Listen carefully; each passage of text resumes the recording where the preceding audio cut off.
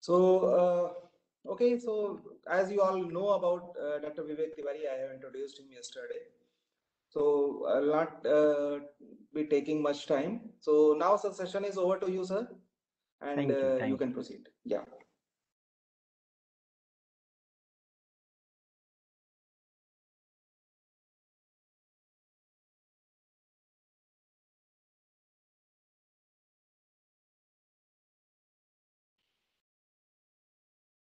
Yeah. Good morning, sir. I think my screen is visible to everybody, Yeah, so yeah, we your can screen start. is visible, sir. Your screen is Okay. visible. Okay. Maybe Okay. you can make it full screen if you wish. Actually, there is a DOC file, doc file. Oh, doc file, So doc file. Okay, fine. Yeah, there are certain queries about sharing the PPTs, so it will be shared. Just allow us some time, right? And we will share. We will share. thank you. So thank you, sir, and good morning, everyone present over here in the second day, first lecture of this 1 week long FDP. And yesterday we have seen a very basic conceptual, the background history, how the AI, ML, DL are being involved, and how they are related to each other. So what kind of applications we can think about when you go for applying such AI, ML, or DL techniques in your area. Then you must see whether the problem is deterministic or non-deterministic, whether you should choose the conventional way of programming, or you should go for the AI, ML solutions. So with these background, we have done a lot of with a lot of examples. We have seen the background understanding of the AI in the last lecture. So today is going to be totally very conceptually. I'm not going to do today. Today we are going to very precise and more technical session is going to be next 1.5 or 2 hours. And the most interesting part is there. It is also going to be hands-on. I will try to do some programming, some coding, and try to implement what we are covering in last 2 days last tomorrow morning, today morning, what we'll cover and also try to do with the hands-on. So the things we are going to cover in this session is like that: the model development life cycles, the we have briefly discussed in yesterday, and we'll introduce very technical terminologies, concepts that throughout are going to be used in the next few days. And if you are in the field or you are looking to excel or career in this field, it is the most important thing is going to be with you today. And the platform I am going to use is the R. The reason I will explain, because I'm comfortable with the R and Python also, since it is more towards to the mathematical background, and the most of the participants comes from the mathematics background. So why it's the R? So when I will start the R installation and how to import the data, how to process the data, how to transform the data by using R, I will explain that part. And during that, I will yesterday the some of the participant I have asked that you have a data, then you need to split into the training and test data set like that. So that practically I will do today. And once the data is with you, it may happen data is not compatible with the underlying machine learning algorithm you have decided to use for. So you have only one way: either you change the algorithms or you transform your data, you rescale your data. So the rescaling of the data comes under the data transformation, and that part I will also cover today with the hands-on. So most of the session after 30 minutes is going to be hands-on. So if you don't have any background exposure, any of the language, so don't worry at all. Believe on me, whatever the code I'm going to use is very, very simple, and with a simple intuition, everybody can understand that code and easily you can do by yourself. So it is not going to be hectic, it is not going to be complex at all. So the model development life cycle we have seen yesterday, so I will not cover in the detail, I will just say, so we have to follow some step like that. Once the problem is clear, the data set is with you, these are the assumptions, then you need to select the suitable algorithms that may work with that data you have selected. Then you should go for the training learning process. Once the training learning process is over, you will have a model, then you have to test the model, you have to validate the model, you have to evaluate the model, and then optimizations. Means once you have a model that is acceptable rate, acceptable accuracy, then the sky is the limit. You can improve your model. That comes under the optimizations. So these are the development life cycle. I will not go over there. Let's see this one. It is, I think you can connect easily with you. The data is given to you simply. If I say the algorithm, you need to select maybe regression, maybe classification algorithms, maybe decision tree, maybe SVM, maybe any deep learning method. So typically what happened in the algorithm is kind of mathematical function, you can say. So very simply, if I try to make it clear, the algorithm is simple mathematical function having a many parameters. So once you have a many parameters like theta 1, theta 2, theta 3, theta 4 like that, there may have 1,000 of parameters. Really it happened. So once the mathematical function you have considered that I am calling as a AI or machine learning algorithm, you need to estimate the value of those parameters, theta 1, theta 2, dot, dot, theta n. So if the problem is very simple problem is given to you in the normal life, you can estimate by hit and try. But if the problem is so complex, so you need to estimate those parameters through the data set. So ultimate, now you will able to understand why data set is important, why we need the training. So what happen when you go for the training? That is the part you need to understand. Whatever the algorithm you have considered underlying algorithms having a lot of parameters, mathematically you need to estimate the suitable value of that parameter. So it is not a case of hit and try. Ultimately, you require some data set. So because the data set you are going to use the algorithm for particular applications, maybe a regression problem, maybe a classification problem. So what is a regression problem? What is a classification problem? What is supervised, unsupervised? All the things I will explain in the coming time. So the algorithm is nothing but the type of data you will feed to the algorithm. Algorithm will start acting accordingly. So similarly, the parameters under that algorithms are there. It must be a compatible, it must be towards to the type of applications you are looking for in the future, where you are going to apply. So the application you have decided means you have a data set of that application.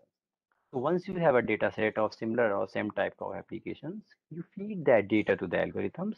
During the training process, the algorithm automatically will try to estimate the value of those parameters. Once you have a estimated value of those parameters, that algorithm become model. That is a one line difference with the algorithm and model is that algorithm is a equation, you can say simple mathematical equation having a parameters. Once you have estimated the value of those parameters through the training process, it become a model. Now you can use model for your purpose. Means algorithm is a mathematical equation. It does nothing. Estimated parameter with the algorithm, it become a model and model can do and behalf of you. So for a simplicity, if say, so what happened in the training? In the training, suppose this is the algorithm, learning algorithm having a hyperparameters or parameters. You need to provide the training data set. Don't focus on the what is labels and everything I will cover today. The training data set you need to feed to the algorithms. During the training, the parameters we need to estimate. For example, suppose that everybody can connect, I know. So suppose a regression problem is given to you and say you need to estimate the salary of a particular person or age of particular person or medical expenses of family like that. So the data set is given to you and suppose there is only one variable. So tomorrow I will cover this part in the detail. Suppose there is two variables. One is the suppose salary of a particular person, why you need to estimate, and you have only in one input variable age. Based on the age, you need to estimate, you need to predict the salary of a particular person. So you can see that this is a regression problem, and simple regression equation is given to you where theta 0 plus theta 1 x1, where x1 is the age and y is the salary you need to predict. So regression is a kind of very basic machine learning algorithms. Ultimately, you need to estimate the value of theta 1, theta 2, V0, 1, B0 or B1 like that. How it happened? You feed the data. There is some methodology and methods are there. So tomorrow I will cover. Based on that methods, once training process is over, the system will be able to understand or estimate the value of all those parameters like 5 and 6. So means it is a model. You can say y is equal to 5 plus 6x1 is a model, and this is the algorithm. You can't use the algorithm for your purpose, where the model you can use. How the 5 and 6 come? It is the responsibility of underlying training method or the data set. Both together they estimate the value of 5 and 6. And whether 5 and 6 is enough good, to know that we need to go for the model testing or model validation. Whether the 5 and 6 is performing good or not, the prediction accuracy is acceptable or not. That is a part comes under the model validation. So that is a basic. I request to everybody, please mute yourself. Joshi, Prahlad Joshi. Thank you. So I think the basic thing is over here. Going to next, the process like a modeling is a very prevalent word in the AI. What is the modeling? If for a simple understanding, if you can understand the process of training and testing of an algorithm is the modeling. The modeling is not only for part of training and testing, means ultimate output you are expecting at a model that can fulfill your requirement. So until you get the model as a output, before that, whatever the process you need to go for, it comes under the modeling. Modeling like a data pre-processing also comes under the modeling. Data transformation also comes under the modeling. Data split training and testing part also comes under the modeling. Training and testing also typical modeling. So modeling is a process. Modeling is not a technique, it is a process. So what happened in the modeling you try to understand? In the modeling ultimate, you need to find out a suitable data set. I am just putting more emphasis on the suitable, because if the data set is not suitable, you have to do data pre-processing. You have to apply a lot of underlying data pre-processing technique to make your data set suitable. So ultimately, you require the suitable data set with labels, and if data is unlabeled or labeled, that I will cover. So that is a suitable data set.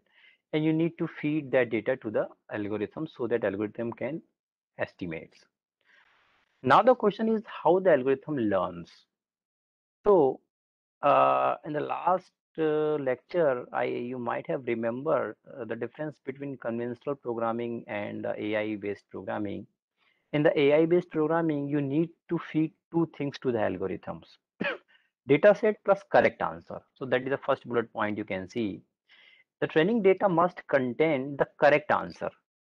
So it is more toward to the supervised learning. So I'm not disclosing the things what is supervised, unsupervised. You simply think the data set, whatever the data set you have, you need the correct answer.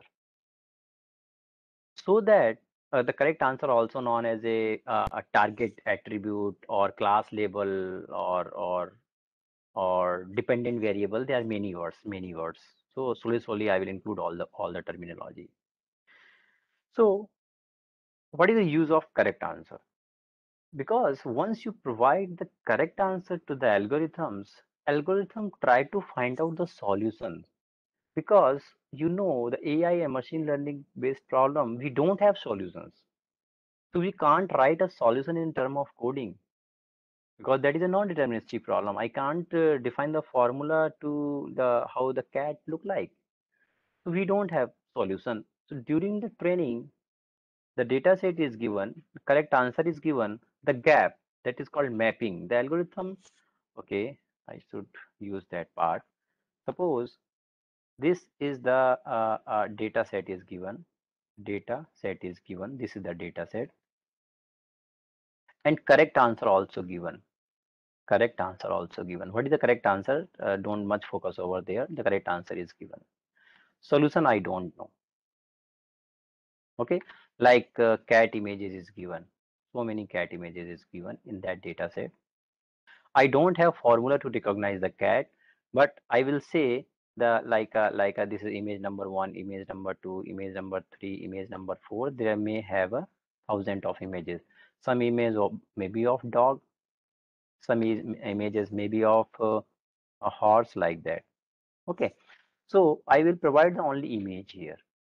This image is cat, I don't know. This image is dog, I don't know. So I have to give the answer. The image number 1 is a cat. Image number 2 is also cat. Image number 3 is a dog. So the once a data set contain only images, and images belongs to the which category? Maybe cat, dog, or 3. These are, I am saying, the correct answer. So what happened in the during training process? There may be 1000 cat images, suppose. There may be 2000 dog images, suppose. So during the training, the algorithm try to map the pattern of cat, the image is given to you. Through the image, the algorithm try to learn how the cat look like. So it is calling mapping of training data to the correct answer. So ultimate training, because why I'm so much giving my focus on the training, it's really very important to understand what happened in the training. The training happen only mapping. What a mapping? Whatever the input is given, or what is the output? Very simple language. Input may be a text data, input may be a image, input may be a video, depend on application, or numeric number, whatever. It try to map the input data to the output data. What happened in the mapping? It try to learn the pattern, or simple word if I can say, it try to learn the pattern. Pattern of cat, pattern of dog, pattern of horse, like that. Or specifically, if I go, so you try to understand, because the next topic I'm going to cover. So this is the input and this is the output. I'm saying it is a mapping. What is input actually? If I say the image, don't understand, it is only image. Actually, it contains a lot of features. A lot of features. Yesterday, I just discussed about, sometime we called variable. Okay, the words are variables. Sometime we called features. Sometime we called independent variable. Independent variable. Various names are there. Sometimes we called input variables. Input variables, where various names are there. So as a human, you can think we are feeding the image to the data, to the algorithm, but it is not image. Image may have a thousands, may have a thousand of parameter, maybe pixel wise. So simple image, if I say 256 by 256 pixel, what happened? The image I'm feeding means I am feeding digital image. You try to understand. Once I always feel that digital image. Digital image means it must be a form of pixel. Form of pixel means the image contain like that. One image I'm talking about. One image. One image is being represented by the matrix of 256 by 56. It can be changed. 1001 by 1000 may be possible. So means 256 columns are there. Dot dot dot dot. 256 rows are there. And every cell represents the intensity or color.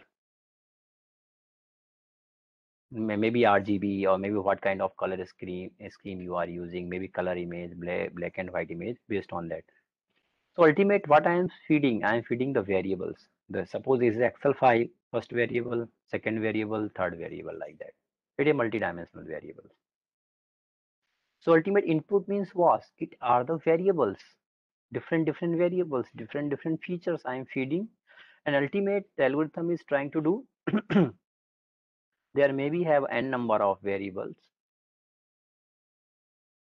I am just passing to the training. It is mapping with the output variable. Output variable always be a single. Okay, so that condition you must be clear right now. Input we may have a multiple variables, and output we have always a single variable. One time.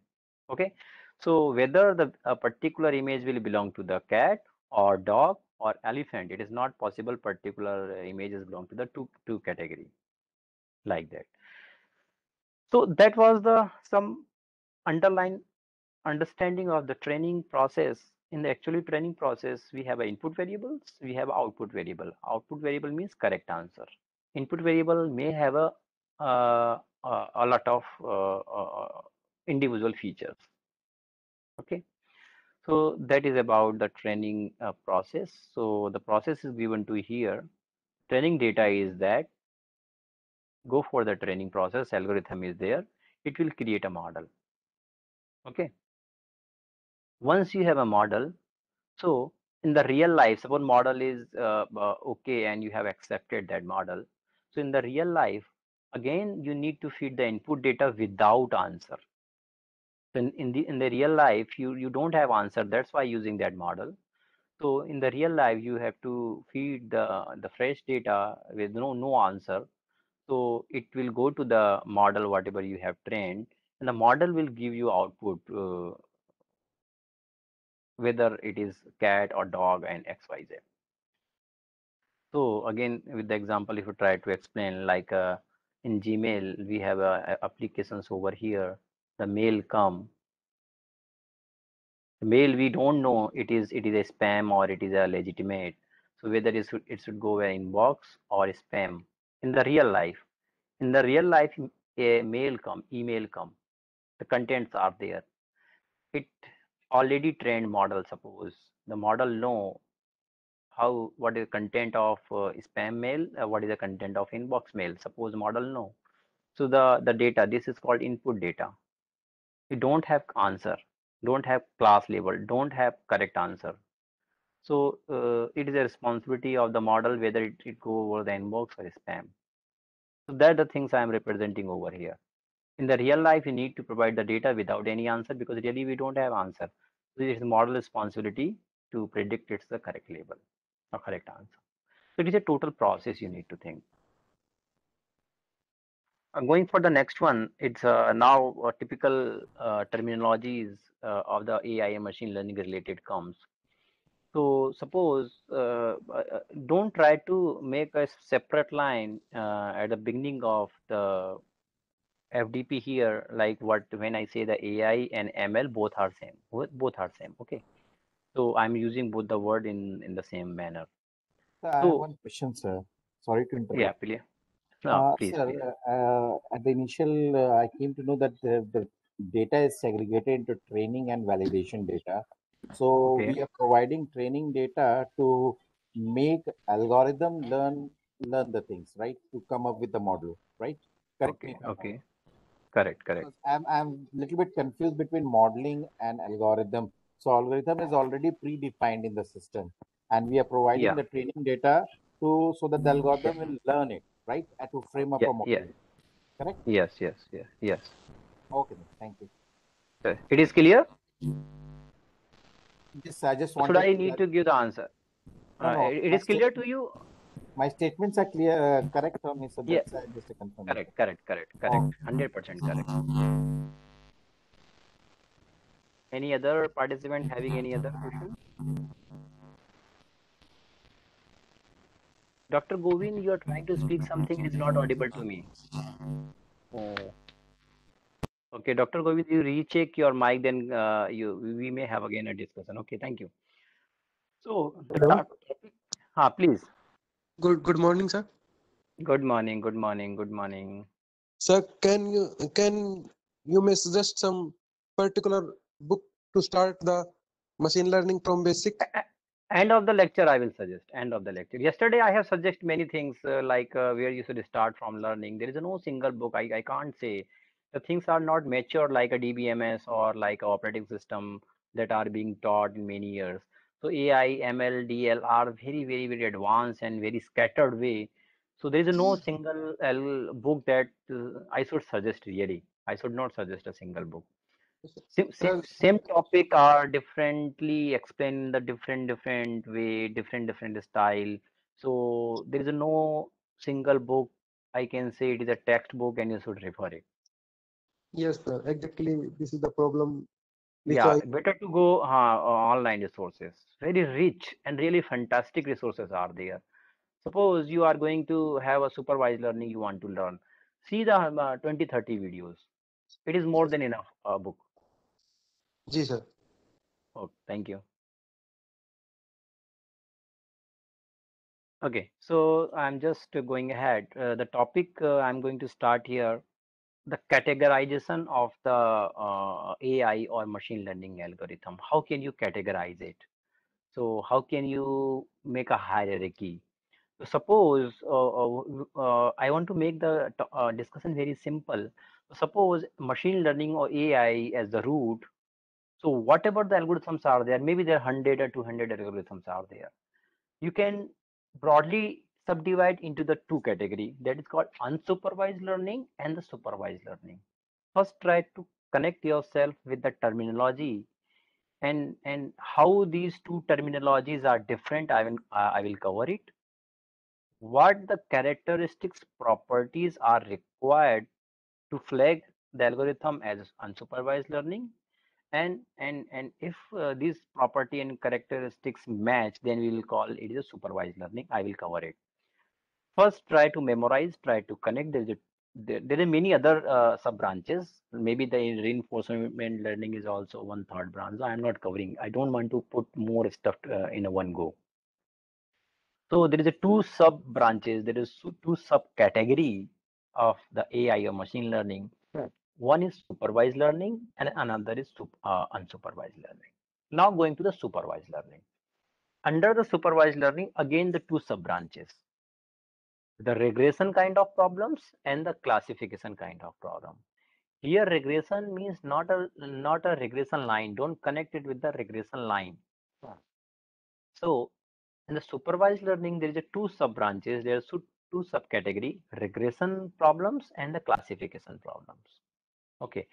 Similarly, unsupervised learning, there are many sub branches. I am not covering over here. Many sub branches. One of the so famous subcategory under the unsupervised learning is the clustering. So that I'm damn sure most of the person have listened that name, clustering, classification kind of things. So the clustering comes under the unsupervised learning.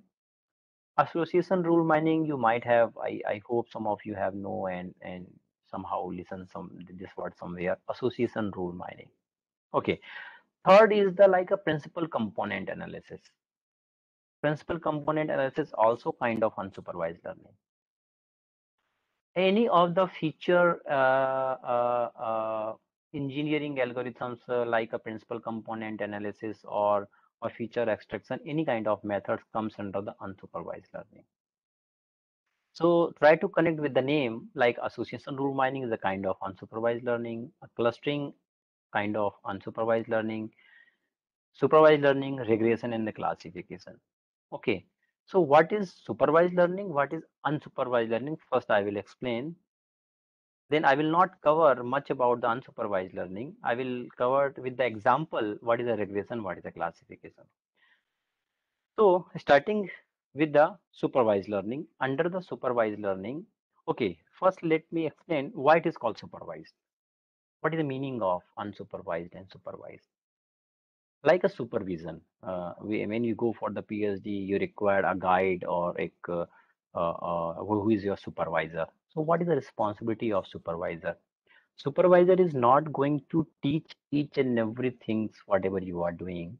The responsibility of the supervisor is just observing it, whether the direction and the working or learning, you are going in the correct direction, yes or no. That is, you can consider that is the main theme of the supervisor in one line. Its responsibility to guide you in the correct direction. When you go in the wrong way or learning in the wrong direction, guide or supervisor should say you are going in the wrong direction, you should not go, come here, and this is the correct path. The same feeling, same soul has been taken here to giving this name supervised learning. So actually the example I have taken here in the last slide, like the input data is given to you and the output data is also given to you, means correct answer is given to you. It is typical example of supervised learning. In the supervised learning, the target variable will be there, correct answer will be there, class label will be there, so that when during the training, the algorithm will try to predict it. Whatever the algorithm have predicted, you can check it because you have a correct answer. If the answer is correct, you are going into the correct path. Otherwise, if your answer is wrong, you have to make some changes in the process. So what happened if I say in the supervised learning or supervised method, any kind of supervised method, any kind of supervised method, the data, whatever the data you have, data must contain, the word is must, the data must contain input variables, maybe one, maybe two, maybe three, or output variables. That output variable we call the sometime class, label, okay, some kind target, sometime dependent variable, and many words are there. So what happened in the training process? Suppose this is the data set is given to you. I will explain all the data. Don't worry about that. The data is set is given to you. Okay. A lot of rows are there. Okay. This is row one. This is row two. Dot row n. Okay. Variable one, variable two, variable three. This is the correct answer. This is the correct answer. Okay. What is the meaning of correct answer? I will explain in later. For a simplicity, you can see. Okay, height is given, weight is given, and you can say BMI is given. BMI is given. You need to identify whether it is a male or it is a female. Very simple problem I have taken. Don't put much brain over and there. A person is here, the person height is given, person weight is given, person BMI is given. You need to know, or you need to learn, you need to predict whether if this data is given to you, the person will be male or female. So algorithm during the training, it will take the first row or first data point, and it is an input variable and it is an output variable. It will, whatever the algorithm will be there, it will try to predict by through learning with this value. Suppose algorithm have predicted the answer is male, and algorithm is also predicted male. So every process, you have to match it whether with the correct answer is matching with the predicted answer or not. Okay, if it matching means you are learning in the correct answer. If it is not matching means whatever the parameter, like because underlying algorithm may have an n number of parameter. Whatever the parameter you have set randomly, it is not good for this prediction. You need to update it. So how to update it? It is a part of training process. So I'm not counting it. Conceptually, you need to understand.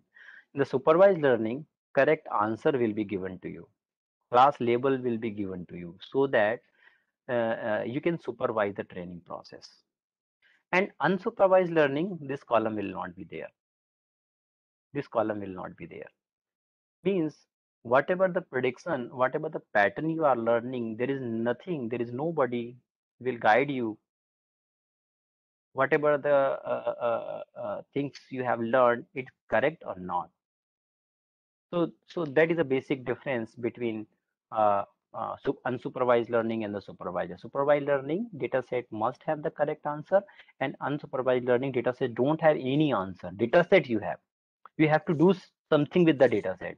Whatever you are doing and you are coming with the results, whether results is correct or not, nobody is going to there to guide you. So that is the philosophy behind this word. So now continue the discussion in the supervised learning. There is a two kind of sub problems: the classification and the regression. Okay, so it's a very simple. Now, whether the algorithm is classification type or the problem is a regression type, how can you decide?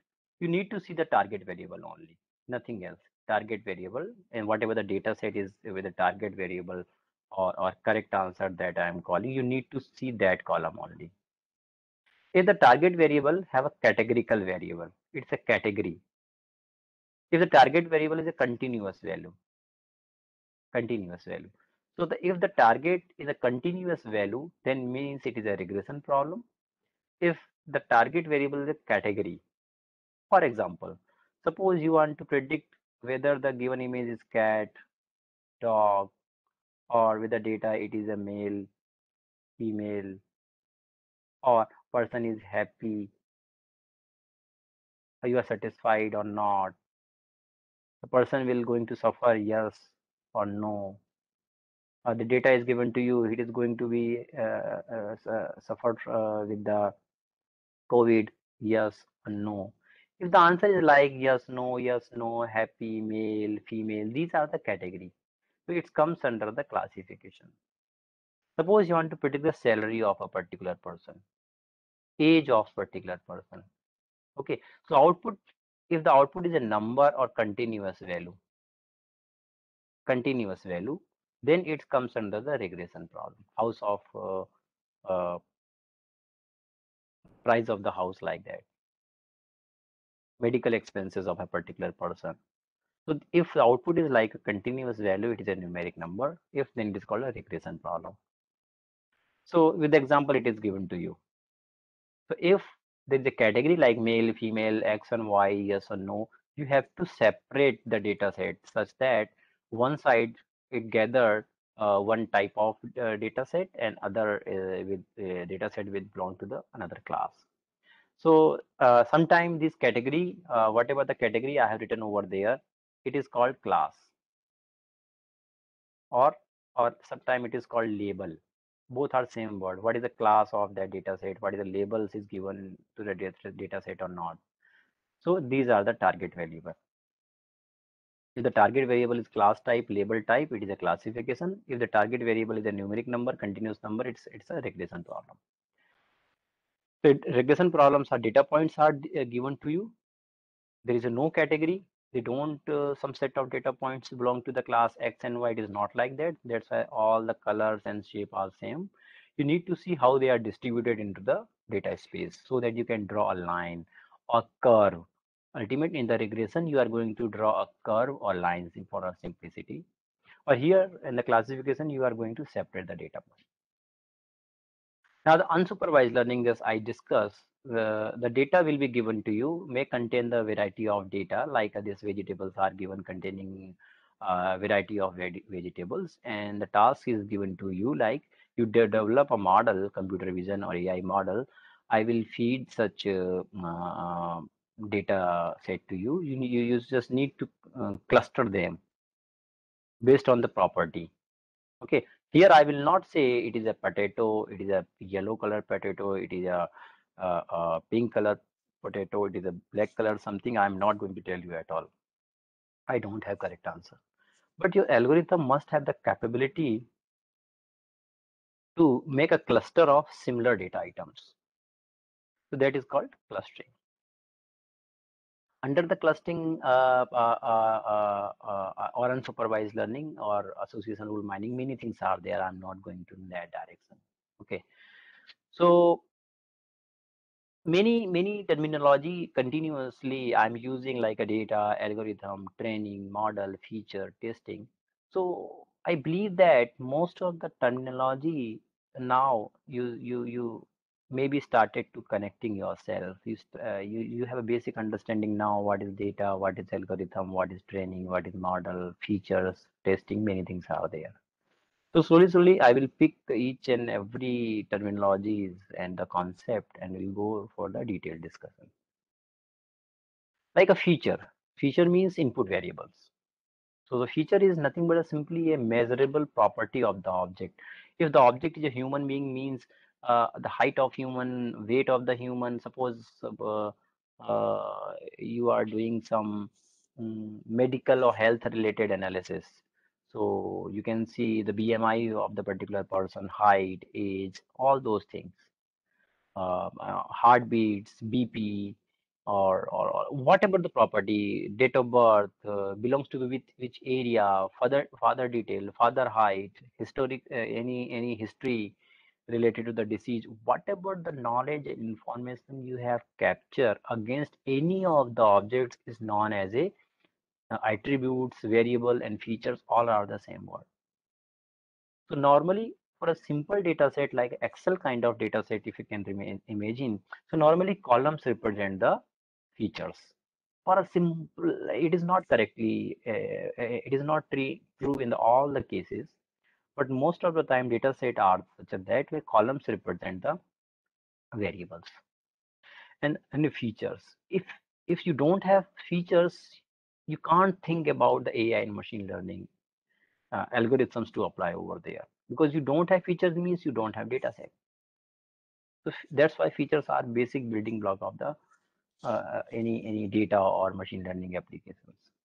The quality of features also important, because the age column is there and the age you have entered or you have captured are wrong. The BP of particular person you are capturing for the instrument is malfunctioning.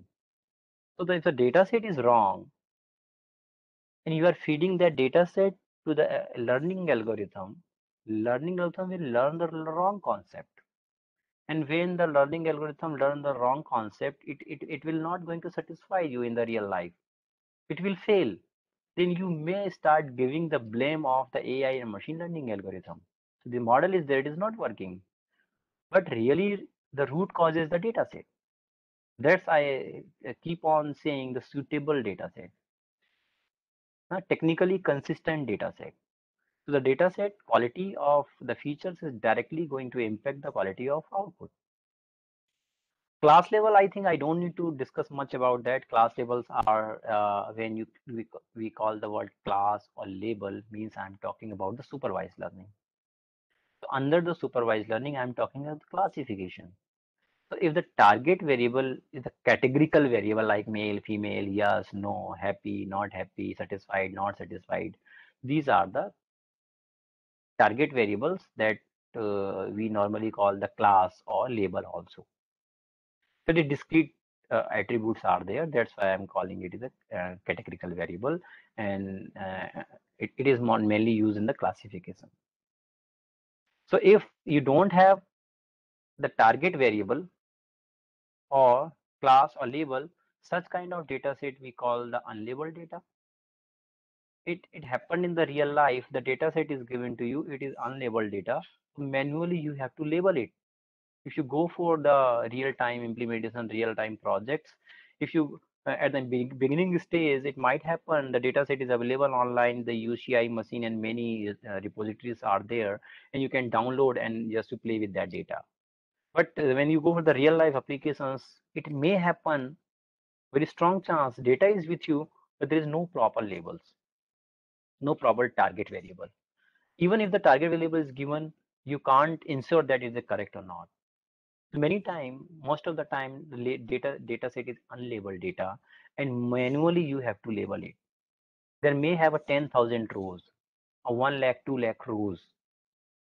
So particular person have to involve and discuss. Like you can say you have X-rays. Okay, medical images. Suppose X-rays. Whether X-ray is an image, whether X-ray through the X-ray you are saying it is a COVID infected or not, it person have a pneumonia, yes and not, any kind of other diseases. So these are the called label. Whether the X-ray is an image, it's belong to the which category. So medical data set, if you go any kind of medical data set in the life, it's unlabeled data. You have to sit with the doctor, you have to open each and every X-ray image, and then you have to say. Like a tweets, whether the tweets are good or bad. Suppose these two category I want to know, whether the tweets are political tweets or it is entertainment or like that. So the tweets means only set of sentence. So there is no label. You have to give the label so that algorithm can learn. So similarly, if the label data is given to you, you are so lucky. Otherwise, you have to go very laborious process to make your data label. Like this. These images are given to you. And images is what? It also given means it is a label data. If the images are given to you, but it's category, I don't know. Whether it is a truck or it's a boat, I don't know. So manually you have to label it. Okay, so that is called labeled on unlabeled data. So I think it is damn clear to everybody. Similarly, more examples are there. Labels data. This is also labeled data. Labeled data means suppose it is a regression problem. The weight is given to you, and your objective is to just take the image and try to predict the weight of the particular animal. And it is a categorical problem. It is unlabeled data. We have a data, but what do you use for that data? What you are going to teach your algorithm with that data? You just wait and think 1 minute. If you have a such kind of data, you're going to feed to the algorithm. What algorithm will learn? Algorithm don't know it is a dog or it is a cat or it is a black or it is a red color. The algorithm doesn't know anything. So such kind of data is many times become useful and create a lot of problems in the real applications. So like this email kind of data, the email is given to you. Email have ASCII character or not. It has some characters are not allowed. So such special characters are there or no, dot is there or not, space is available or not, at the rate is there or not, like that. So these are the features. Based on that feature also, it is a target variable. It is a label.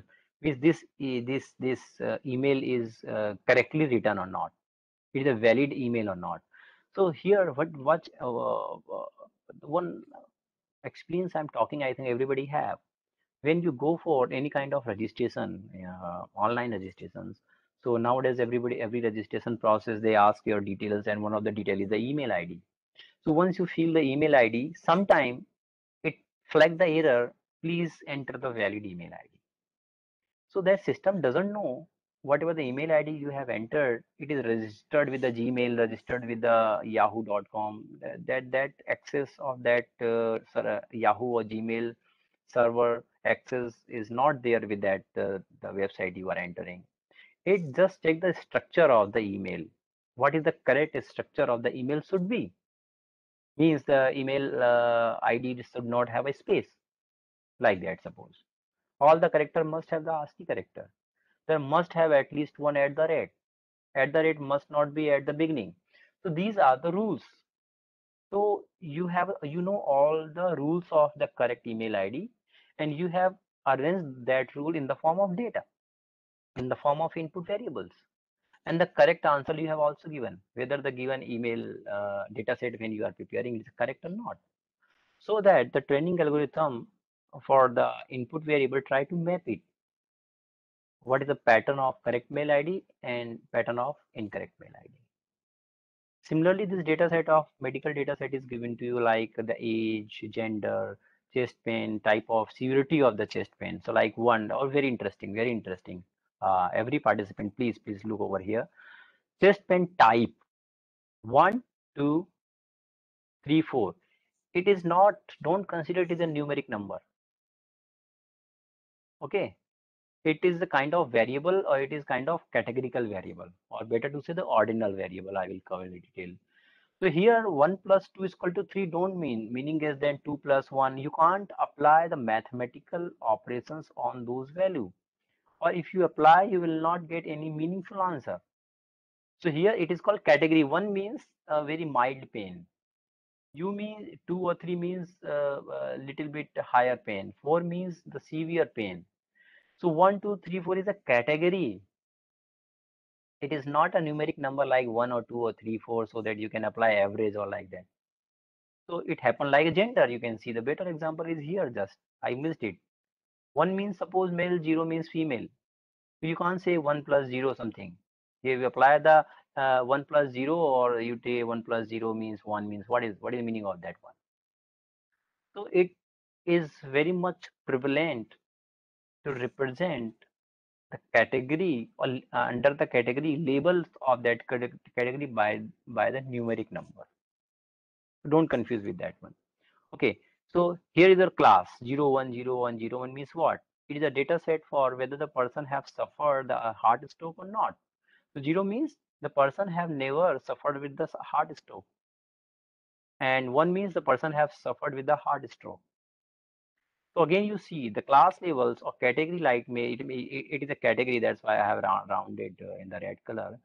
So it might happen many times. You can see, you can come up with the decision. It is a regression problem, sir, because the output variable is the class variable here. It is written. It is a numeric number. It is a continuous number. That's why it is a regression problem. So don't reach the decision in hurry. You see the nature here. 0 means never suffered. 1 means suffered. No, yes, no. It is a binary number, you can say. So it's happened with the data set, and with the time you can see. So similarly, a lot of example I have given with the type of you can say the data set or the class labels are given. Type is also medical data set.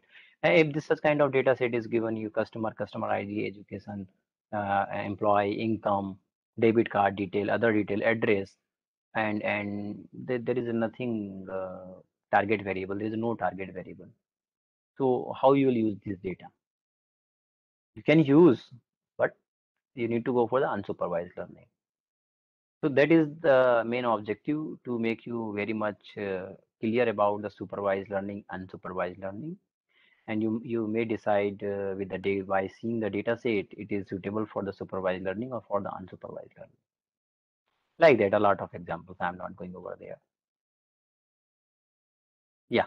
So a lot of questions today still someone asked, and yesterday also, about the training and testing data. So first you need to understand what is the purpose of training and testing data. Then I will explain how can you divide your data in the training and testing through the coding. I will also explain. So it is written like that.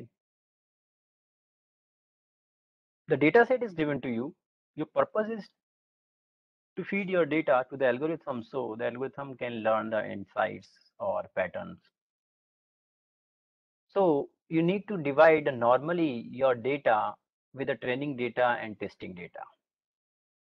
So here, one difference between training and testing data you need to understand. What is the percentage of training data and testing data? Don't go. You just keep here one purpose, and the answer I will explain. What data is given to you? Okay, you have to divide the data as a training data, or you have to divide as a test data. So there maybe have a 3 parts. So I'm not going in that level. So you can consider it's vary from 70% to 80% of data may be a part of training data, and remaining 20% to 30% data is a testing data, suppose. I'm discussing about its supervised learning, because in the supervised learning we need to do the training and testing split, and most of the unsupervised learning don't have such process or procedure. So the training data, what happened? It have input variable plus output variable. Means it contain the correct answer. Okay, it contain the correct answer. In the test data, we have only input variable. We don't have correct answer. So what is the meaning of that? For a simplicity, I'm talking about, suppose the data set is given to you. Okay, this data set is given to you. Okay, there are 110 rows, suppose. It is A, B, C, D. D is the correct answer or class. So you need to divide the training and testing. Suppose I have divided it into the 2 parts.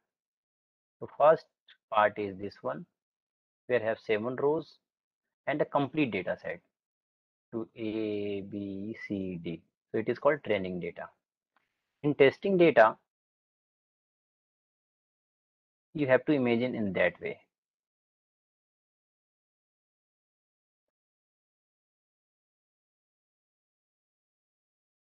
It has 3 rows, because the 70% out of 10 rows, 70% data is a part of training data, remaining 3 rows is a part of testing data.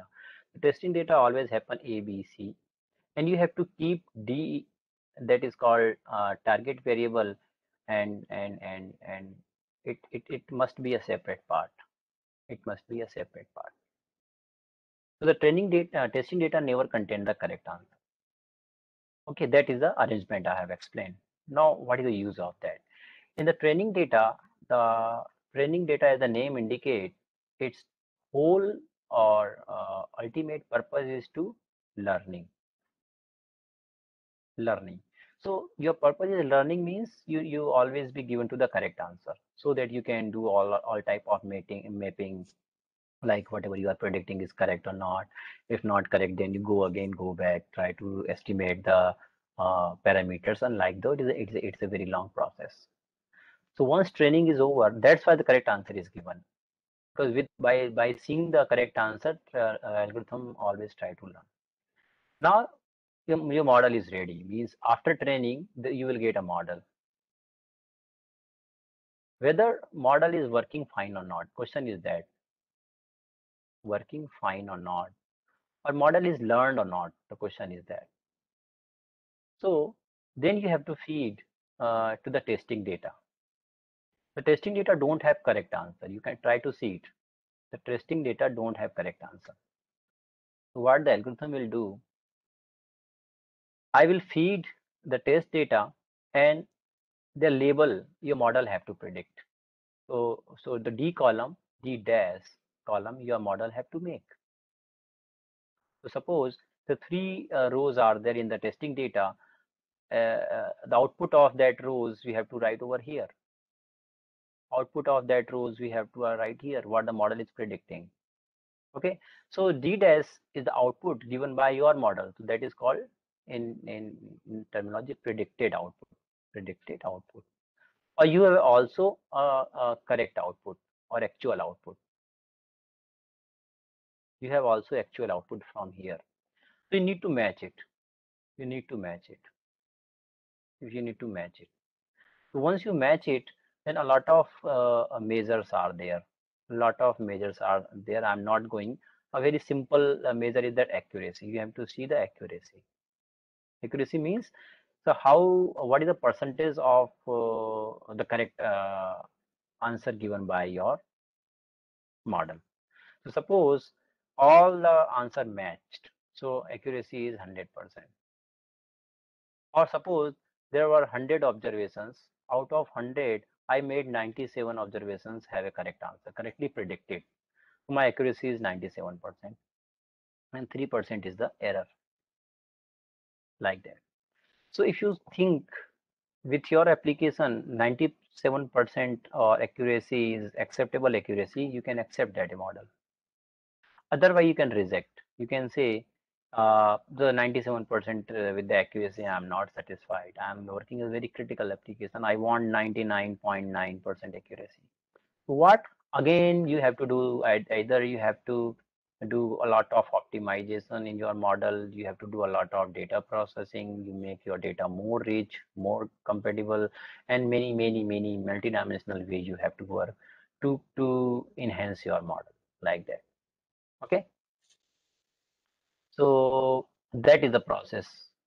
Training data, your algorithm is there, algorithm become model, then you have to see the test data without answer, and you have to evaluate the result. If you satisfied, then you can deploy, means you can hand over to the user or client. Otherwise go back here, do some changes in the algorithms, do some changes in the training data, and try to see again and again. So it is hit and try. So that is the purpose of the training data and test data. Okay, so normally the goal is learning, like I have explained everything. So these numbers are not fixed, but it is around like 70 to 80% part must be a training part, because more data you require for the learning purpose. If you just exchange it or replace it, if you are giving the 30% data for the learning purpose, a small number of data means is weak learning, poor learning. Simple answer is poor learning. So now coming the type of attribute, like I'm talking about the data set A, variable B, C, D, which type of variable it are. So like in the data set, like a channel, region, phrase, milk, grocery, and like a pain type, blood pressure, cholesterol. These are the variables. And what kind of variables may be possible? There are many categories are there. Many type of variables are there. For keeping the discussion very simple, I'm just including three type of variables. So first one is categorical or nominal variable, like a male, female, yes, no, kind of things. When we talk the categorical or nominal variable, both are same. So categorical variable, sometimes called a nominal variable, having one or more category, but there is no intrinsic ordering. You try to understand what is the meaning of that. Like if you have a two category under the gender, male and female, you cannot order it whether male is better or female is better. You don't have meaningful order. Like black colors, type of colors a person have. Person may have a eye color or hair color, maybe black, brown, or red. Suppose. So you cannot arrange this category, a label of that category in highest to lowest or lowest to highest order. Okay. Like you have encode something. Okay, like a PAN number. Your PAN number is a category, so don't think it is a numeric numbers or zip ID, zip pin number, or pin code of the city. It's also a category, but you cannot arrange it like that. It is a lowest order, it is a highest order, like that. You cannot do it. Political party, BJP, Congress, or many other parties. Party name is a category. How can you arrange it? Number of seat. So if you consider the number of seat, then it is not a category then. Number of seat means numerical number. You are sorting in that way. So don't go in that way. By observing the single name, single variable, so you may have a category, and that the category labels may be there like a male, female, gender, but you cannot arrange it. There is no any natural ordering among the labels. So it is called a categorical variable or nominal variable. There's another kind of variable, ordinal variable. Ordinal variable is very similar to the categorical variable, but it have always the internal ordering. You can arrange with the low, medium, high, like that, like a economic status of the person. Normally you talk about like low income, medium income, high income. So the low, medium, high income have some meaning. So low is a category, medium is a category, high is a category, but you can arrange it. By arranging, you can convey some meaning. So it is called ordinal variable. Okay, like like education level, high school passed out, or bachelor, or postgraduate, or doctorate. It is also categorical variable, but if there is a ordering among them, it becomes the ordinal variable. Like a age, child, young, old, it is also ordinal variable. So there is a very minute difference between the ordinal variable and the categorical variable, you must know. So here, yeah, so I have some questions. Third one is the real valued or numerical or continuous variable, like age, salary, or any of the number you can see it comes under the continuous variable. Under the continuous variable, there are intervals, so I'm not going in that much detailed discussion. You just try to keep there three kind of variables at the beginning level: categorical variable, ordinal variable, and continuous variable. Next, yeah. So yeah, so here some question I am just putting before you. You can answer at your end. What is your gender, male and female? So gender is a what kind of variable? Categorical variable. Color of your eyes, brown, black, blonde, gray, others. Categorical variable. Where do you live? North India, South India, Middle India. It is a categorical variable. Now, if I ask to you, are you happy with the product I'm giving you? Happy, unhappy, okay, happy, very happy. It is also category, but there is an order. Very happy have a different meaning, and very unhappy have a different meaning. You can take the action accordingly. Are you satisfied? The feedback normally will give the feedback 1 star, 2 star, 3 star, 4 star, or like that, satisfied, not satisfied. It is also ordinal variable. Okay, so I hope the thing is very much clear to everybody. Now I will try to give the exposure. We have enough time to the implementation or hands-on. So the tool I have selected for you is the R. So actually R is a language like a Python, like a Java, like a C. It is not a new one. So I think in 1986, first it was introduced. The name was S. S means statistics. So later it given the name R. So statistics means it is the only one of the so powerful and famous the language that was designed for mathematics. Is Python, C, C++, the origin and main objective of those languages was different. We have only one of the best languages in the world that is called R today.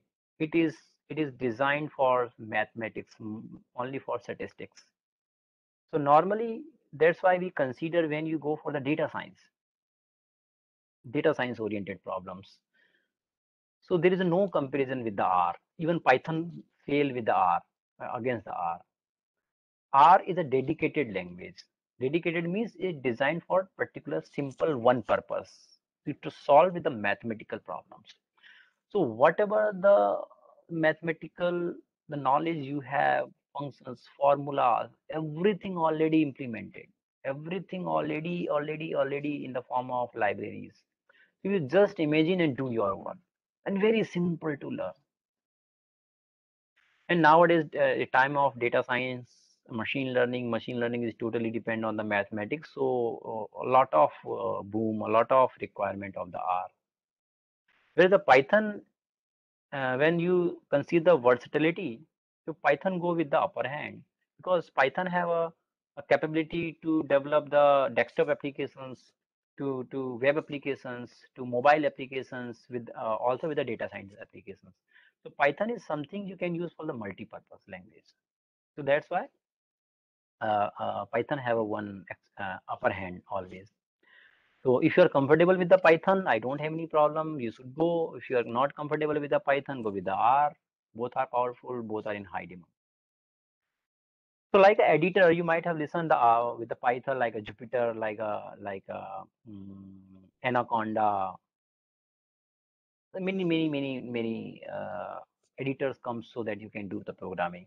Similarly, R, the most famous editor is RStudio.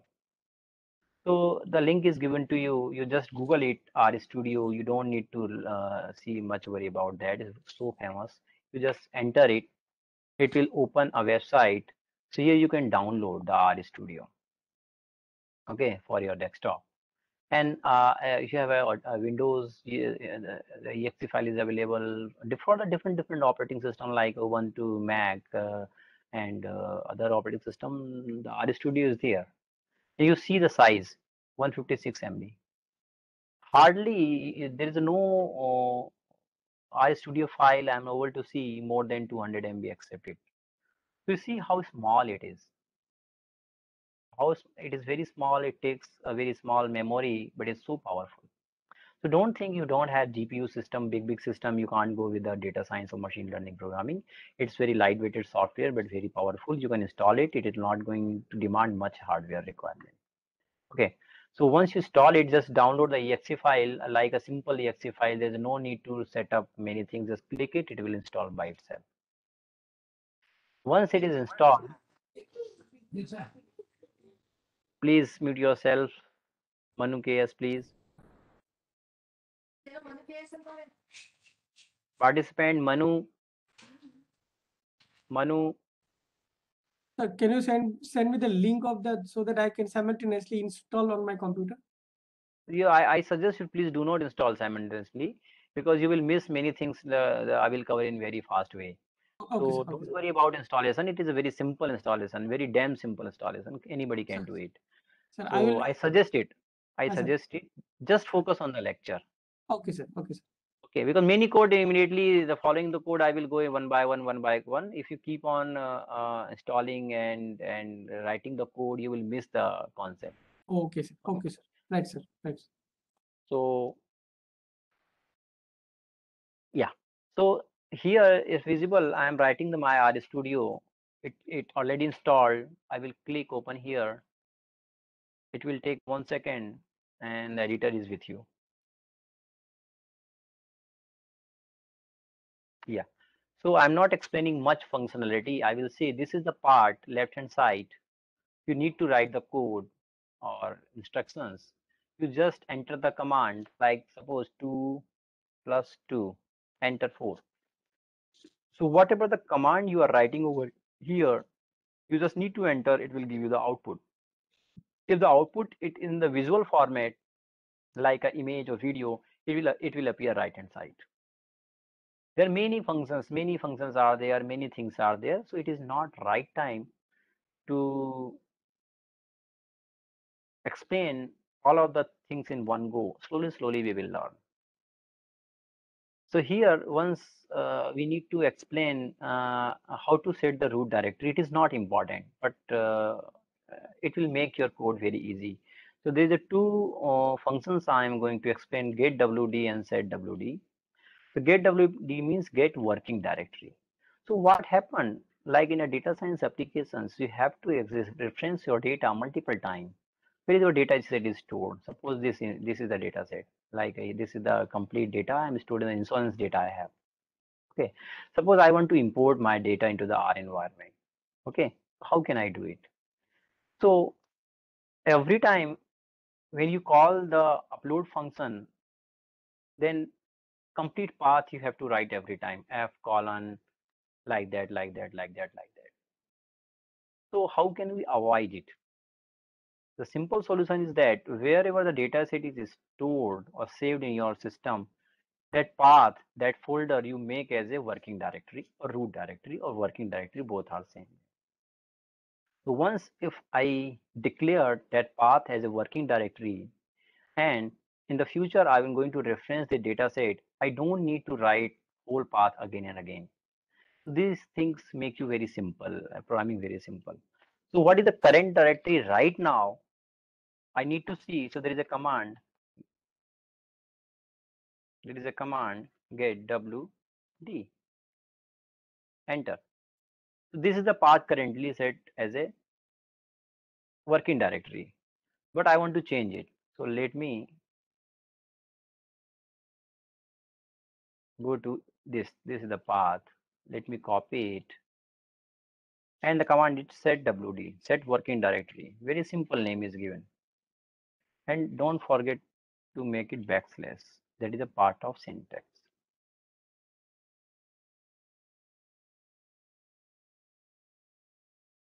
Now again check the get wd. Use path is successfully I have changed the path. Next is how to upload the data. That's called how to import the data into the R. Suppose I want to import that data. That is insurance data where the age, gender, BMI, children, smoker, region, expenses are there. This is a data set considered in a CSV file or Excel file or CSV file. Data set already there like that. I want to upload into the R environment so that I can apply for the training, testing, and a lot of pre-processing methods locally on the data set. So what is the command? So I'm not going to discuss much of the command. Simple command or single command I will explain: read.csv.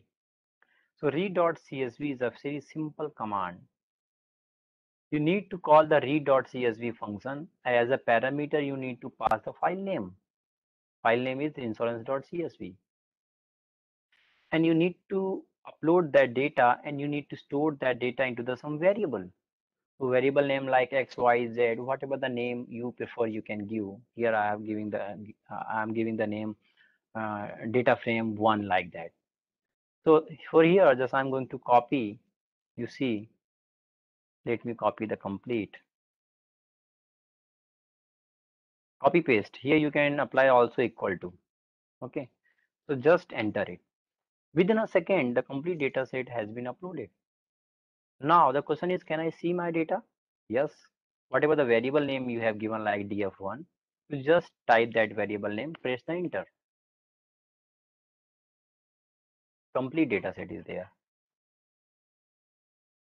Look, age, gender, BMI, children, smoker, region like that. There is no space. it will go to the next line over here, expenses. The complete data set I have uploaded. Similarly, if data set is not in your environment or not in your system, if there is something online, you can pass the complete path. If data set in the somewhere in the online, you can read.csv function is much capable of handling to connecting with the internet and can access the data from the URL. If you have, you can do it. I'm not going to do it, but you can do it. Similarly, now the important part is the packages. Means whether you are using MATLAB, Python or R, like we talk about the libraries. Yesterday someone have asked the libraries. Library means when once you install the basic R or Python or MATLAB, it doesn't comes to preloaded libraries. So basic library is already preloaded over there because every person are working in the different dimensions. Some are working in the images. So the person will import or install all the libraries that he is going to use for the image processing. Some person maybe use the regression problems. Some persons are handling with the simple data. Some persons are working with the videos. So the libraries, thousand crores of libraries are there. Like in the C, C++, we have seen the header files. So based on your requirement, you can install, you can include your library as and when you feel it. So how to install it? The question is that. So there is a command install.packages. And in the bracket, you have to write the package name or the library name, both are same. So whatever the library you want to install, you need to pass as a parameter, and the command name is the install.packages. Okay.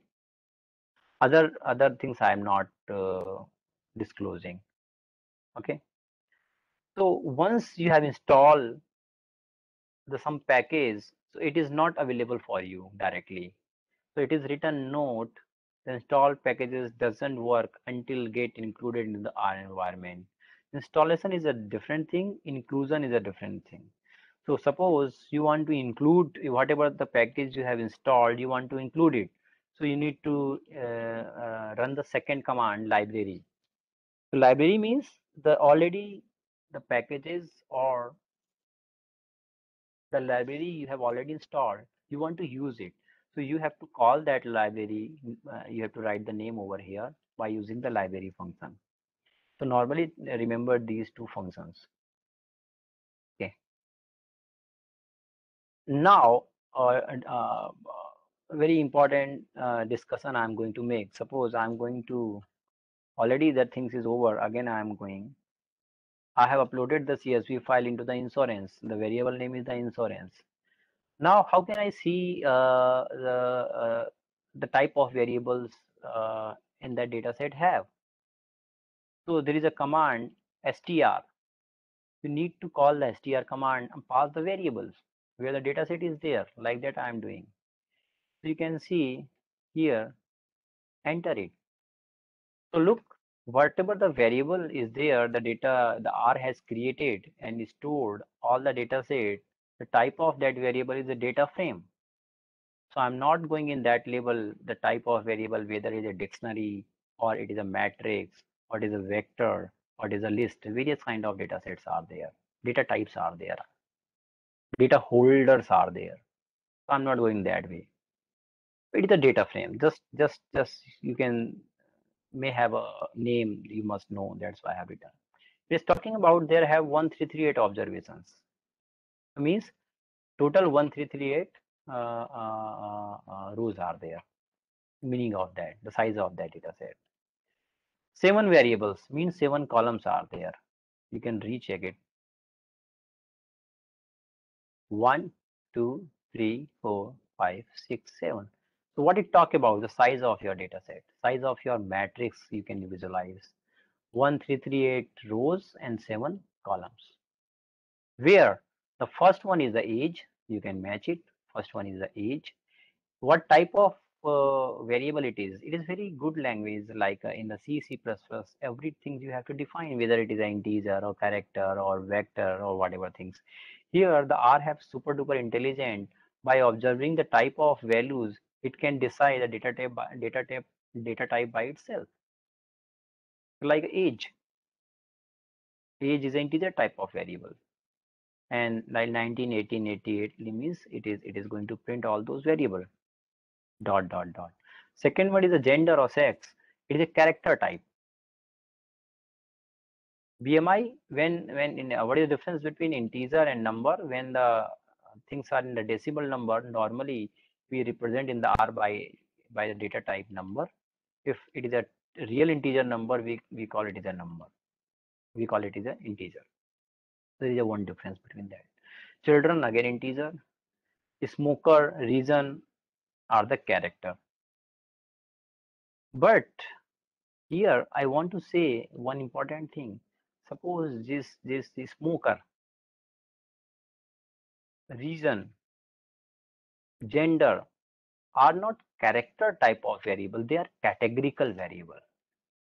So explicitly I have to mention, because by default when the R used for, or a Python or any kind of machine learning language, they don't decide there themselves whether it is a categorical variable or not. You have to help them. So you need to define these. Some things are the categorical variable. How can you do it? So you can check it.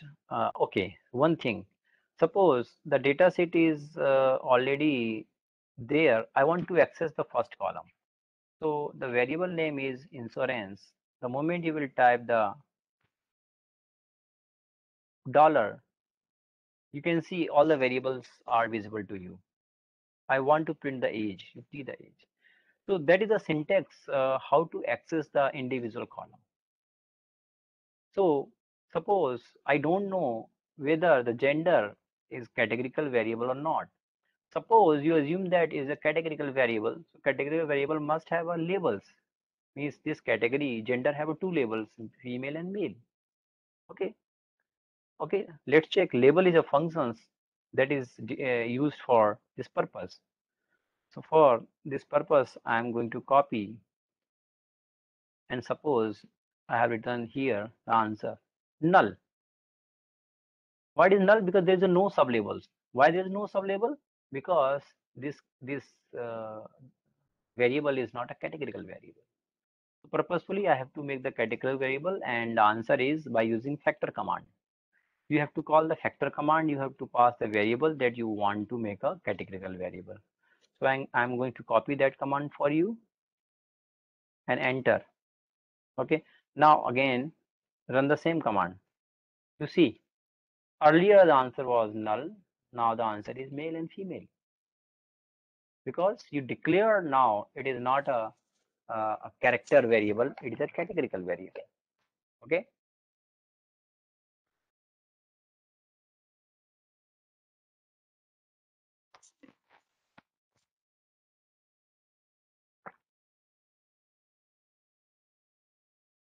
Okay. Now you can call that str command again. You will see the magic. Earlier it was character. Now what it's talking about? Now it's become a factor. Factor means categorical variable with two labels, male and female. And it automatically encoded one with the female and two with the male. You see, many of the things is so intelligent, so powerful, many kind of encoding, decoding, it takes care.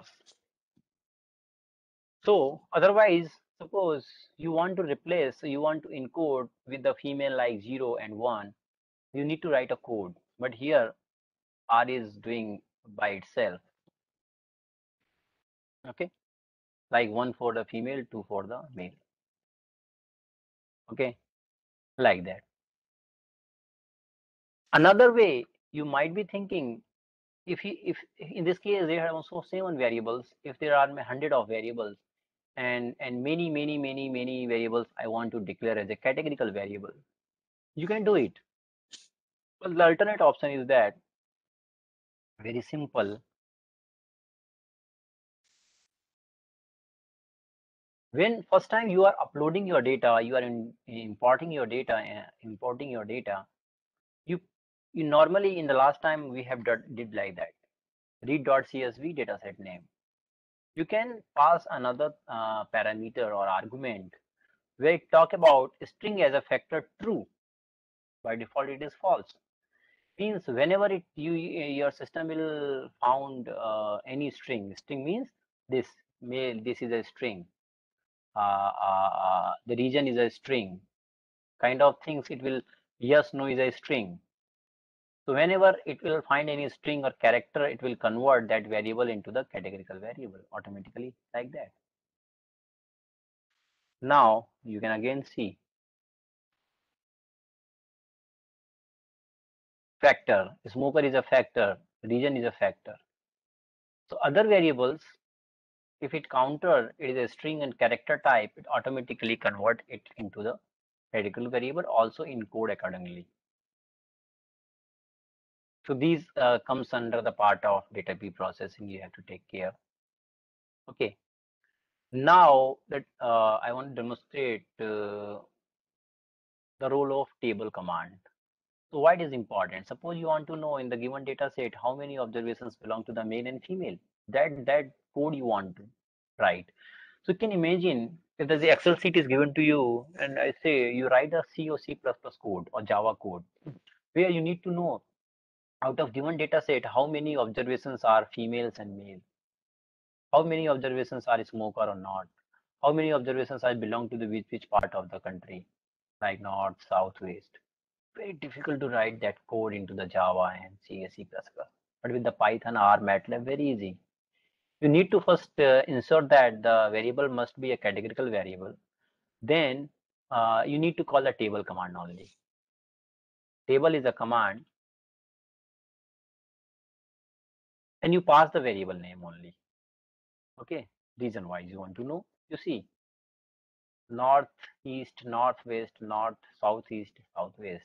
There are 354 observations are here, 325 are here like that. Like a male, female, you pass the variable name sex, then enter it. So 662 observations out of totals are in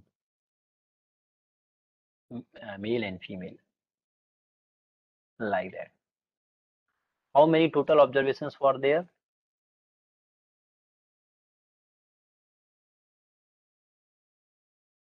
Like that. 1338. So you can do one thing also. I think it will work. You what okay, let me, it may be not visible to you. Look, it is now percentage. What I have done, the table command will calculate the total number of observations in the female and male, and I am going to divide with the total number of observations. 49% our data belongs to the female and 50% belongs to the male, like that. So now there is another command, summary. It will give you a more better picture about your data set. The summary command I am calling and passing your whole data set as a parameter. You see, it will give you many things. Like you see, the age is a variable. The smallest value, minimum value of that variable means which is the minimum value in this column is 18. Okay. First quartile 27, medium 39, mean 39, third quartile 51, maximum highest value is 64. So that is a capability of the summary command. If you run some of the essential or very common statistical property, it calculate for the variable in the data set so that you can understand the bigger picture, whether data is skewed or not, it is a right is skewed, left is skewed. Many things you can immediately observe by seeing these things. If the data set is a categorical data set, so you can't measure like a first quartile, second quartile, mean, medium. So it will calculate the distribution of the data, like observations belongs to the male and female. BMI is a numerical data, you can see like that.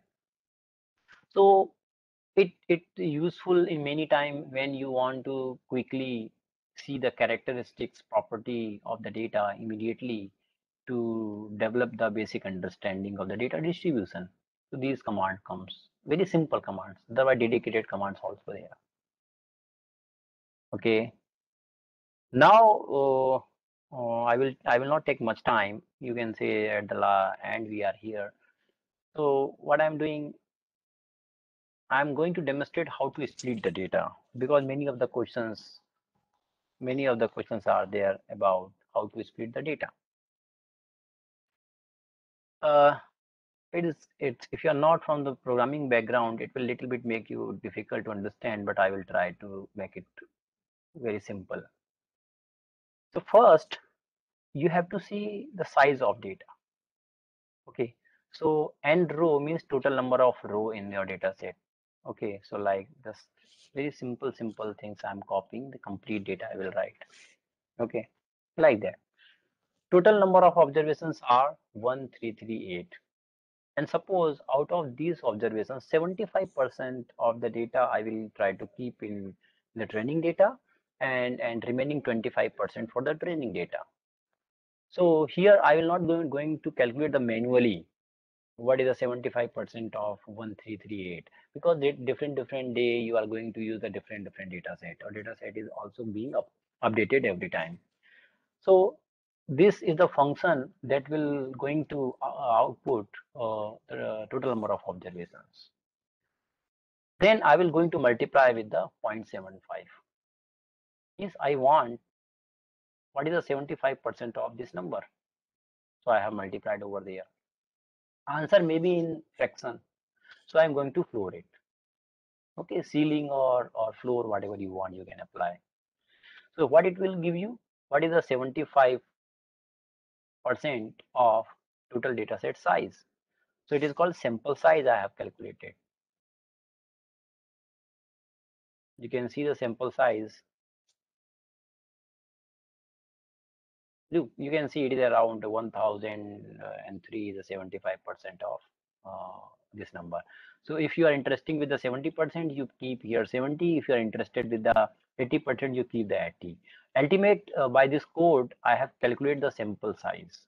Okay, it is not a data set, it is a sample size. So once you have a sample size, I'm going to calculate here, like the data set, I'm going to calculate the index value. 75%, which row number I'm going to select randomly the row number. Index value matlab randomly going to select the row number. How many row? 1003 rows. So first I need to do like here this. The code is here. I'm going to select the sample command means sampling. I'm going to implement sampling without replacement. So I'm going to call the sampling function, where I'm going to randomly select the samples from the data set, complete data set. How many sample is equal to size is equal to sample size. There's a two parameter. Okay, it is a samples sequence length means 1 to what it will create. This you try to understand. Okay, let me open. It will create the index value.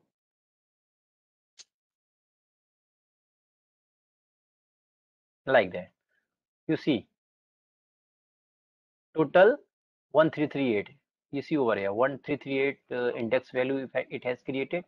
Out of these index value, randomly I am going to select equal to the sample size. Sample size is 1003 samples. I am going to select randomly. So here let me run the command and you will see the magic. Yeah, so here is the row number randomly I have selected. You see, randomly means first I have picked 818 number of numbered row, then 1104, then 40, then 152, 561. Means these are the 1003 number of rows I have selected. The rows ID, so there is a complete data set. So now it is the complete data set I'm going to create. So, okay, one code I have to explain. So here background code is that suppose the insurance data is given. I want to access the first number of rows and second number of column. Enter it. You see, first row and second column. Okay. Answer is female because there is one cell I am accessing. Now I'm saying okay, first number of row, all the okay. So just I keep blank. I want to access all the rows of second number of column. You see all the rows. So here what I am going to convey, suppose you want to access the data, you have to pass the two subscript. Before comma, whatever you are writing, it represents the number of row. After comma, you are passing represent the number of column. So it is going to be used over here. It will really cut down or extract the complete data set.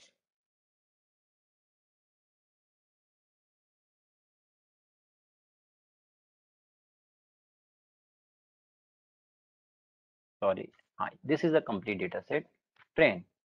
So insurance data set I have taken, which rows I am calculating?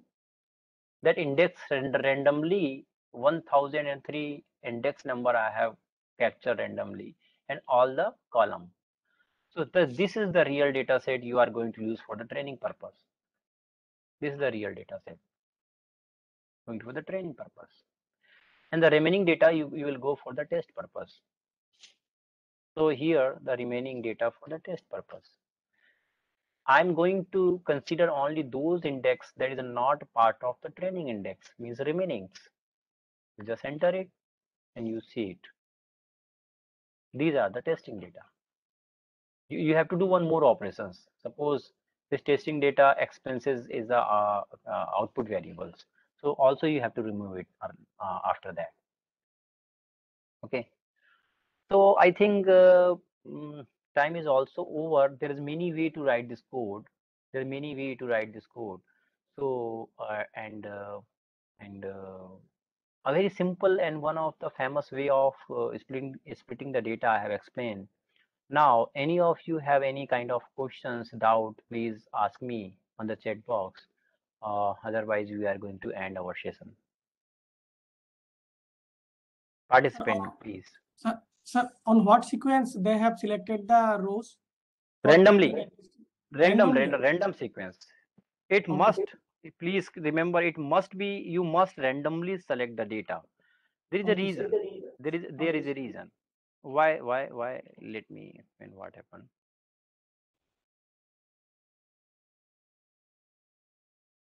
Let me open it.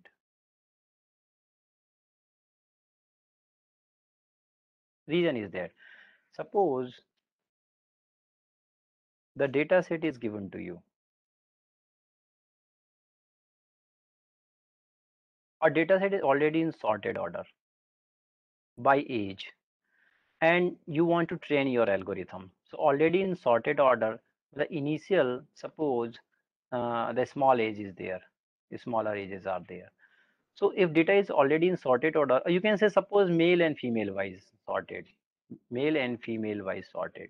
So suppose you have captured the data, 70% data you have captured. Luckily, all the training data have only females data, and remaining 30% may have a male data. It may happen. Suppose 70% are female. Suppose. So what you are doing? You are doing a blunder mistake. You are giving the data set for the training purpose, and the data set does not have the male data, because the data set already sorted and sequentially first for 70% data you have selected for the training purpose.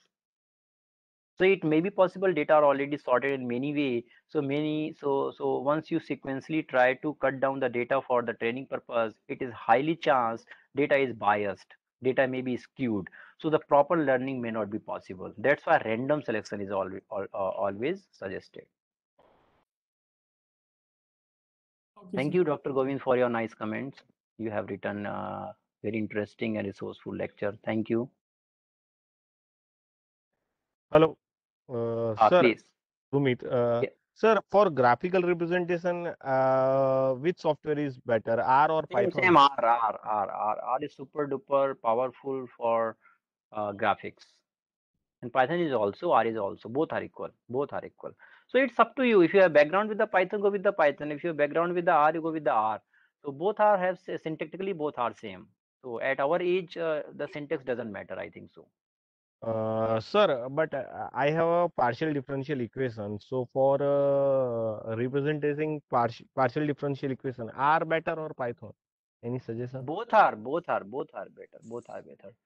So both Okay, have okay. equal powerful in representing data in visual format. Both are equal powerful. Okay, okay. Thank you, sir. Sir, can we go with the MATLAB also? Yes. MATLAB also you can go with that, but I prefer either you should go R and Python. It's better because MATLAB is a licensed version. You try to understand. Okay, you need to pay a lot, and R and Python are open source. So if you are developing anything, anyway, a lot of libraries, a lot of things, everything is open source. So everybody will encourage to go with the open source software. First reason is that. Okay. Sir, what is difference between R and Python? Is there any difference? I don't think there is a big difference. R is more, Python is more versatile language, means you can develop variety of applications like desktop applications, mobile applications, web applications. Where the R is only, R is a dedicated language that is designed for the data science purpose. So you can't develop the web applications, mobile applications I with can say R. we should say that R is a statistical software actually. I It has some started more. with that one. Yeah, I Yeah. started with that one. The R name was first S. The later in 2000 given in 1980, 1998 given the name of R. Its real name is S for statistics. So this is the language designed for only for the mathematicians. It's much powerful. If you are going to solve in mathematical problems, you are going to develop or implement a mathematical functions. Everything's already implemented. You just explore it.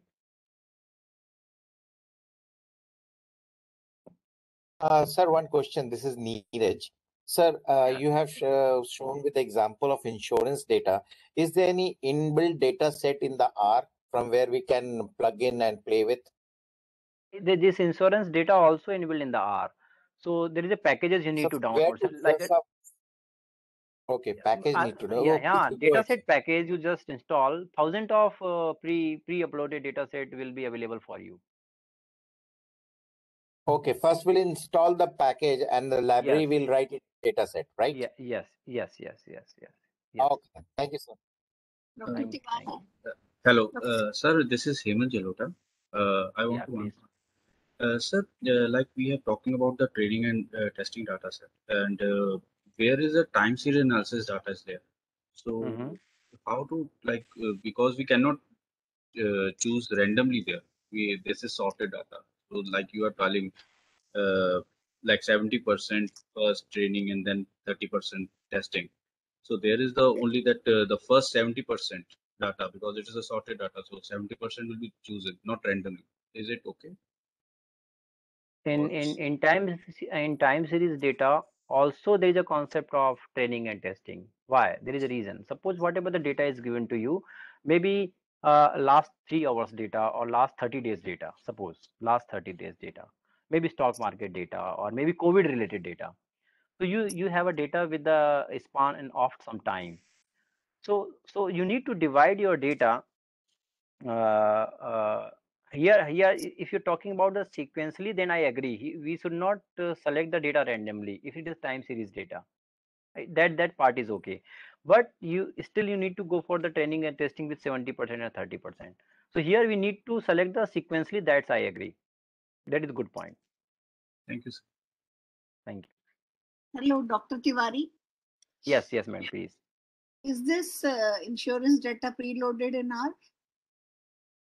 Yes, in some packages there, I don't remember right now, but it's already pre-uploaded, or you can just Google it. It will be available for you. You just Google it. Sir, in the Otherwise, I will RStudio, share. Otherwise, I will share. Don't issue in the You can tomorrow share lecture. it. I will share the link. I sir, will share the link. sir, one request, sir. In RStudio, can you just download one data set to let us know how it's supposed to be installed? You need to go with the package name. So like data set package in R. Look, automatically it is coming.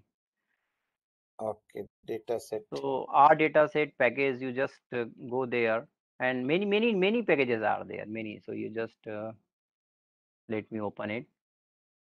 Okay, from here only we can just download and save it in our desktop. You look, yeah. No desktop. You have to upload. You need to install that library into the R. Then directly when you need the data, you can reference it, or you don't need to install or physically download your data into your system. It can directly access.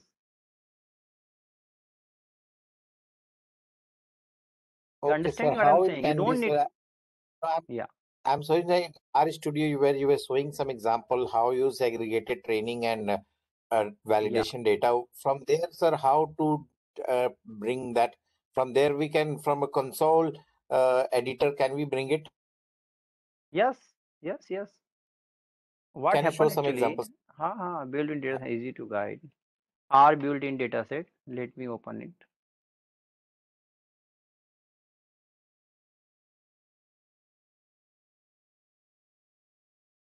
Yes.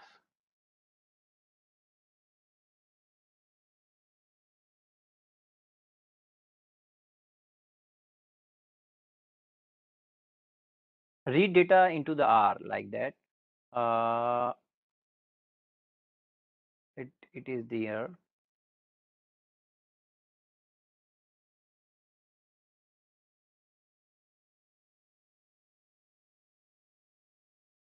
I'm just searching the name of load my data. Load my R. The command name I am searching. Package name I am searching.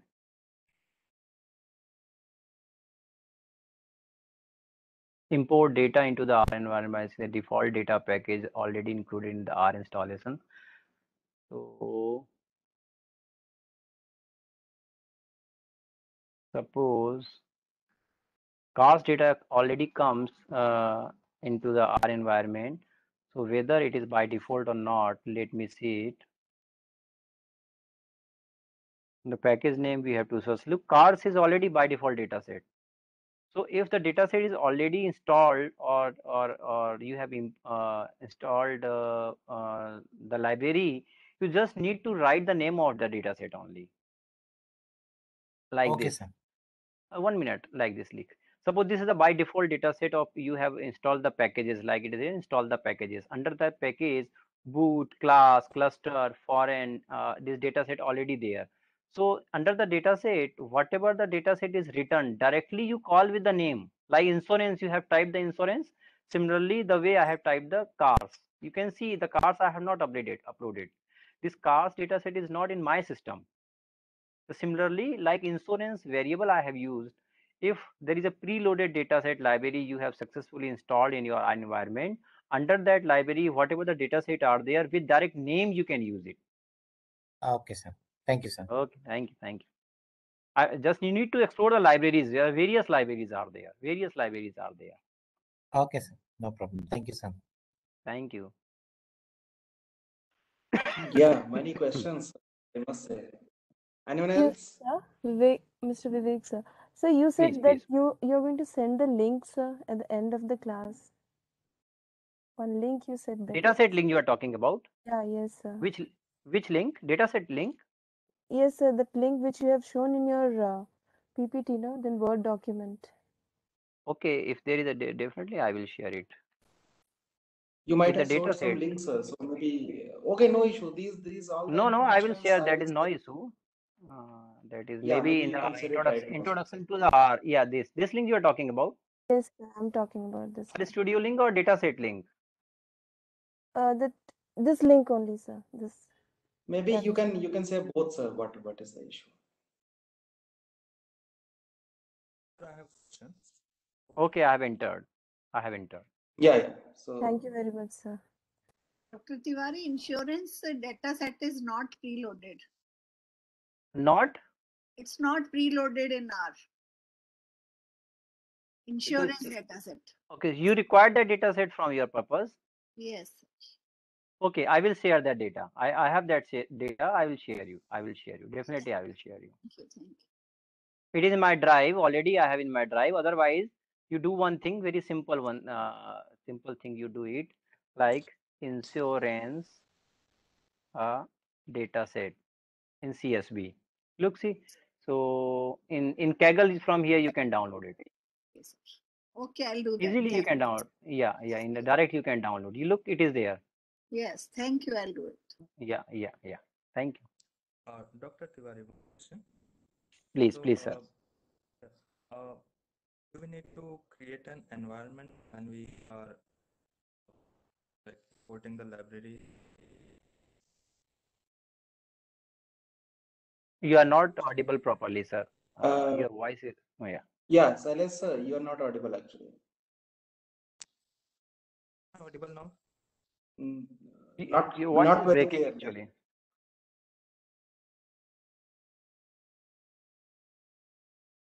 You may write your query, please. Maybe you can write in the chat box and Tiwari sir will answer that.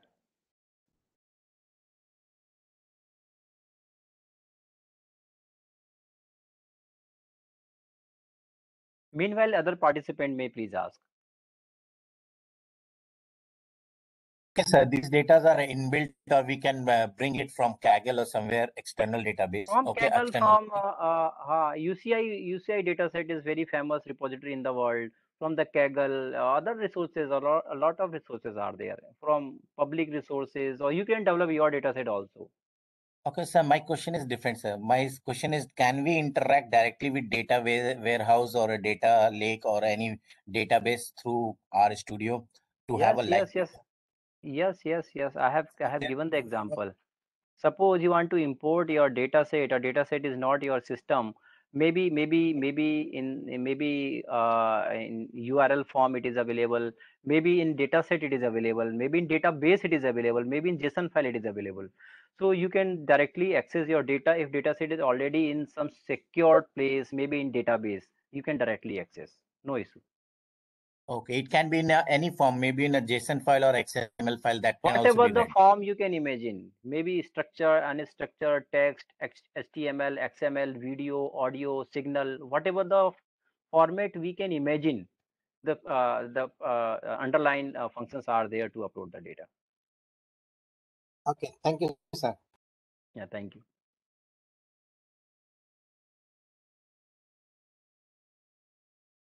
So any more questions? I mean, I think the questions will not stop. You people have really enjoyed this session. So any more questions from the audience? Otherwise, we'll So we will wind up this session. Of course, we will have one more session from Tiwari sir, and that will be tomorrow in the mid-noon, like 11 to 1, 11:30 to 1:30. So that you can join. And so long session, you must be feeling tired. So we'll be having one break of maybe 20 minutes, right? And we'll be having another session that I'll be delivering from 11:30. So some of you, I just want to mention a very few things. Some of you asked yesterday to Professor Karandikar that, sir, literally what is option pricing?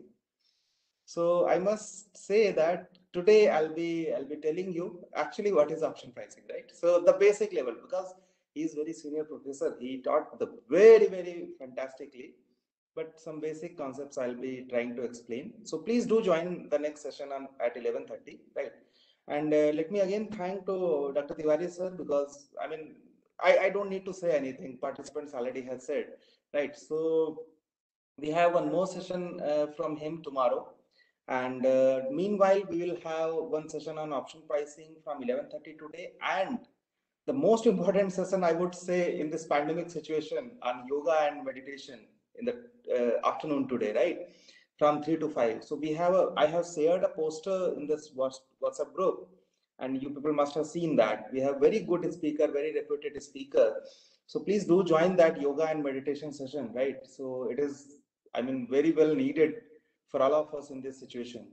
So with this, I'm winding this session. Please have a break of 20 minutes, and we'll be again here at 11:30. So Sir, thank one you again. One thing I want Thank you. Yeah, please. What you are saying? Vivek sir was sharing some notepad or wordpad in which he has written all formulas and everything. It would be great if you can share with us. Sure. I'll ask them. Okay, See, okay. please don't worry about it. Whatever the, Mr. Neeraj, whatever the study material we are using here, or we are writing here, everything will be shared. What we just need is the time. Just allow us for a few days, maybe 1 or 2 days. Every PPT, every recorded lecture, every notes, this all will be shared on the WhatsApp group and email. So Okay, one then. thing Thank I you, wanted to ask, sir, in case if I have any query, can I contact Vivek sir for like mail ID or something if I have any queries?